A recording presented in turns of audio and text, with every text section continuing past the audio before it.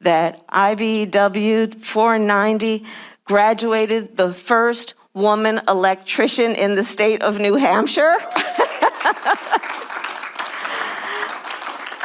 I think it is important to look at folks like Haley and Kelly and also say we're going to take note of the fact that during the pandemic, over 2 million people, 2 million women people became unemployed. Hi. Can we please hear it for Haley? It's good to see everyone. Please have a seat. And so that's why I'm here today. I'm here to hold up and to highlight the kind of work that's happening right here at IBW around what we need to do. They were showing me there's a thing called the pulley? The tugger. The tugger. That is some modern equipment that now allows you to tug. Did anybody know, do y'all know that hardhacks are actually unisex? How about that? So that makes the point, right, Annie Kuster? That makes the point. To introduce the Vice President of the United States, Kamala Harris.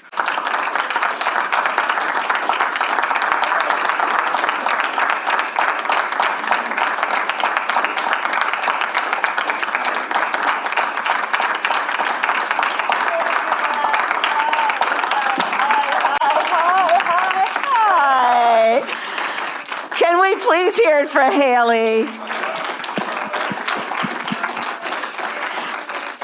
It's good to see everyone. Please have a seat. I spent some time with Haley where she was describing her journey and showing me, and she was showing me within the interior of the house the work that she has done over so many years to build up the skills that she has and to be a real role model. So thank you, Haley, for that very kind introduction. It is great to be in the House of Labor. It is great to be in the House of Labor. So I want to thank everybody and IBW 490 for welcoming us. I am so just honored and happy to be yet again in New Hampshire with my dear friend, the former governor and one of the current United States senators from New Hampshire, Jeanne Shaheen. I served with Jeanne while I was in the Senate for 4 years, and we were with Maggie, and I'll tell you, you guys have extraordinary leadership in those two. Jeanne is really one of the deans. You know, we have caucus lunches where we sit in a room with no cameras, and when Jeanne stands to speak, everyone becomes quiet. And she is always a forceful, persuasive voice, not only for the state of New Hampshire, but for working people throughout our country. And so, Jeanne, I want to just thank you in front of everyone for your leadership. Annie Kuster, thank you again. We visited the bookstore where we spent time over a year ago together, and I want to thank you for your leadership and all that you do. She's been a particular fighter on a number of issues, as you know, but in particular thinking about infrastructure in the context of what do working people need to get to work? So yeah, they need to drive over good roads and bridges, and one of the other things working people need to get to work, childcare. So I want to thank you. And then Chris Pappas, there you are. You've been so wonderful. We've talked about what labor is doing and the power of organized labor and the importance of investing in organized labor if we are to invest in the future of our country and the strength of our economy. Chris Pappas, thank you so much. So it's great to be with you, and I'm here to talk about the American Jobs Plan, but to talk about it in the context of what's happening right here in this local. And I actually visited in Milwaukee, I guess well over a year ago, a local 494, IBW, that is doing similar work. But the work that is happening here is the work of Haley. It is the work of Kelly, who I was with earlier. There you are, Kelly. It is of investing in the skill and the talent and the ambition of our neighbors, of our friends, of people we meet who walk through the door, who want to develop the skills that are going to be a part of building up our economy and, like Joe Biden says, building back better. And so thinking about it in that context, I'll say that the American Jobs Plan is about infrastructure. Yes, it's about roads and bridges, it's about childcare, it's about a number of things, but it's about also understanding that if we're going to build back better, America has to invest in the skills development of our workforce. And to do that, where we're going to get the greatest return on our investment, let's invest in IBEW, let's invest in the building trades, let's invest in those apprenticeship programs that for as long as we can remember have been some of the best in passing on the skills that are necessary to do the jobs that will build us back up. And I'll tell you, when I think about this issue of job training and skills development, one of the things that I think we all know is that our country really has fallen behind in terms of our ability to be competitive in a global market, and in particular on the issue of investing in our workforce and investing in the skills development of our workforce. In fact, I've seen numbers that tell me that we're looking at something like we invest 1/5 of what other countries, leading countries, economically highly developed countries, we are investing as little as 1/5 of what other countries are investing in their workforce. And so when I think about it in a number of ways. Not only in terms of what it means to develop a workforce, to take on the jobs, and then to ensure that they are good jobs. And what do you mean by that, good jobs? Well, I mean a job that allows you to earn enough to be able to keep a roof over your head and food on the table, and also maybe take a vacation once a year. A good job defined based on, I think, our collective belief that in America, no one should have to work more than one job to be able to perform those basic functions, which is to take care of your family. A good job where you're safe on the job and you receive pay and benefits that are aligned with the value of the work you do. A good job where when you go to work, everyone respects the dignity of that work. A good job.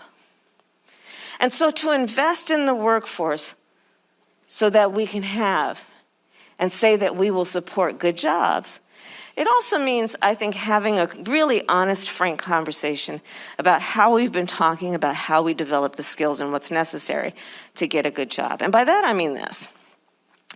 You know, I think that we have in some ways created this hierarchy about what we decide is a valuable education, where we have said, well, higher education, that's a very valuable education. And I'd like to challenge that point. I think that instead of talking about higher education, especially where we are now as a country, where we are because of technology, where we are because of the future of work, we should talk about it in the context of education after high school. Here's why. Almost any job that we need to be filled will require some education after high school. That's just a reality. And so let's then agree to that and say we're going to create then a variety of options for an individual to get education after high school. And that option will be, maybe it's a technical college, maybe it's an apprenticeship program, maybe it's a 4-year college. But agreeing that we have to invest, if we are to invest in our future and the future of our workforce, in education after high school. And that's part of what is happening here. And also understanding that education after high school should recognize that for a lot of folks, some of the best good jobs don't necessarily require that you're going to walk across the stage with a diploma, but it does require that you'll have the skills to get that certificate to do that important work. And so that's why I'm here today. I'm here to hold up and to highlight the kind of work that's happening right here at IBEW around what we need to do to invest in America's workforce. In the American Jobs Program, we have $100 billion going to workforce development programs. So $100 billion is being invested in exactly what IBEW is doing here. the skills development, to let people take on the jobs that are going to be about building back up broadband. By the way, we're also investing $100 billion in broadband. Earlier today, I was with Maggie Hassan at the New Hampshire Electric Co-op, where we're looking at the folks who traditionally, the farmers who created that co-op to fill the work and the jobs that needed to be done to electrify rural America. They're now doing the work of laying the broadband that is necessary for families to be able to be productive, just like they needed electricity. Now everybody needs broadband, and let's always remember rural America and make sure we're putting the resources there as well. But the American Jobs Plan is about saying we are going to invest in America's future. And I'll tell you guys, Maggie and Jean knows this, and all of us know this, any member of Congress. We get information, some of it classified, some of it, you read it in the paper, about how, a question about whether we are keeping or losing our competitive edge as a nation. And we need to pay attention to that.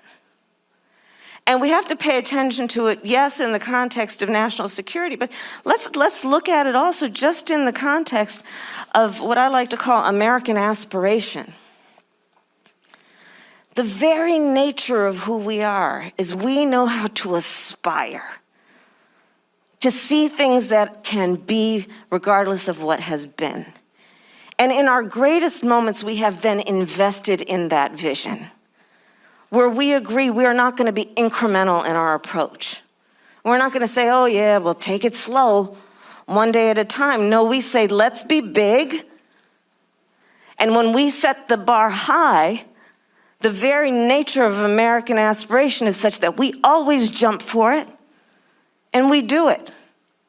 We said we were going to go to the moon, and then we planted a flag there. That's who we are. So the American Jobs Plan, some people will say, oh, that's a really ambitious plan. That's a lot. Well, sometimes it takes a lot of courage, a lot of vision, a lot of faith in the American people. Yeah, that's a lot to do the things that reflect who we are and have been as a nation in our greatest moments. And so that's what the American Jobs Plan is about. And it is about, yes, roads and bridges and thinking about what families and working people need to get to work. But it's also about an investment in our future in terms of what we need to do to actually be competitive, to create jobs and rise to this moment in the history of our country. And so that's where we are, and it's very exciting. We've come off of, and we're still in it, but we see a light at the end of the tunnel in terms of all that this pandemic has wrought in terms of the loss of life and jobs and normalcy. And this, I believe, is one of those things, this push to invest in America's future, that is going to give people a great sense of hope about what is possible and to remind people about what is possible. Again, when we set the bar high because we know we are capable of reaching it. And so I'm so happy to be here with you. I'm going to be talking about you guys everywhere I go and talking about this work. I think it is very important to note that IBEW 490 graduated the first woman electrician in the state of New Hampshire. I think it is important to look at folks like Haley and Kelly and also say we're going to take note of the fact that during the pandemic, over 2 million people, 2 million women people became unemployed, and we have to be conscious of that. Let's take note of the fact that these apprenticeship programs are reaching out to and saying, let's bring more women in, because still only, I think I'm told something like only 6% of the workforce in the building trades are women workers, but yet they were showing me there's a thing called the pulley The tugger. The tugger. That is some modern equipment that now allows you to tug these heavy wires to be able to do all the work we need to do to build what we need to build. And we want to make sure that we are, like IBEW right here, committed to making sure that the workforce is an equal representation of who we are. And I'll close with just a little bit of trivia. Did anybody know, do y'all know that hard hacks are actually unisex? How about that? So that makes the point, right, Annie Kuster? That makes the point. So let's approach the work of building back up better, of building back up our workforce in a way that we are optimistic and excited and ambitious about what we are capable of achieving. I think this is a very exciting time. It is not going to be easy, and all of our friends know that. Chris knows it, Annie knows it, Jean knows it. It's going to be a process in Washington, D.C. of reminding our colleagues who work in Washington, D.C.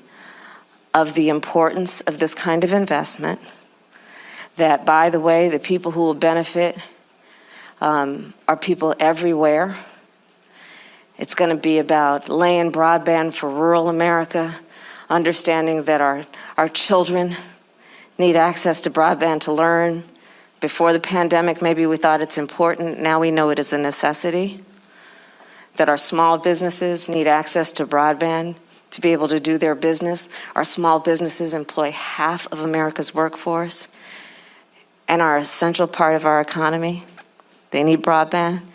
Let's look at our seniors, who we should take care of, and understand that if they don't have broadband, they don't have access to telemedicine. These are some of the things we're going to accomplish with the American Rescue Plan. We're going to focus on putting the money in the jobs that are necessary to get the job done. We're going to put the money in the places like IBEW that are going to train the workforce. And we're going to remind our friends in Washington, D.C., that the people who will benefit from this work, when they're trying to drive to work over potholes, they're not thinking about whether it's a Republican or a Democrat. They're thinking about the fact that if they have to keep driving over those potholes, then they're going to be out of pocket probably at least a $400 unexpected expense to fix or replace those tires.